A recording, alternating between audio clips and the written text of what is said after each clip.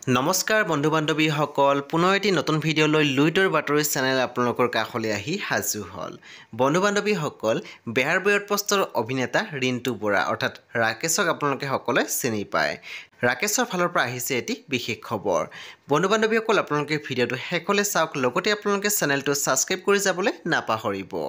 আপোনালোকৰ মাজৰ হয়তো বহুতে গম পায় যে অভিনেতা ৰিণ্টু বৰাৰ এগৰাকী কন্যা সন্তান হৈছিল নিশ্চয় আপোনালোকৰ মাজৰ হয়তো বহুতে গম পায় আৰু এই কথাটো হ'ল এবছৰ আগত অৰ্থাৎ ৰিণ্টু বৰাৰ কন্যা সন্তানৰ উপজা দিন আমাৰ চেনেলৰ ফালৰ পৰা অভিনেতাজনৰ কন্যা সন্তানলৈ উপজা দিনৰ বহুত শুভেচ্ছা জ্ঞাপন কৰিছোঁ আমি দেখিবলৈ পাইছোঁ তেওঁলোকে উপজা দিনটো বিশেষভাৱে উদযাপন কৰিছে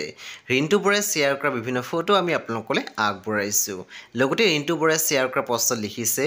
1 year ago you made us happiest parents in the world Happy birthday Gosani so বন্ধু বান্ধৱীসকল আপোনালোকৰ মাজৰ বাৰু কোনে কোনে অভিনেতা ৰিণ্টু বৰাৰ অভিনয় চাই খুব বেছি ভাল পায় আমাৰ কমেণ্ট সেকশ্যন লিখিবলৈ নাপাহৰিব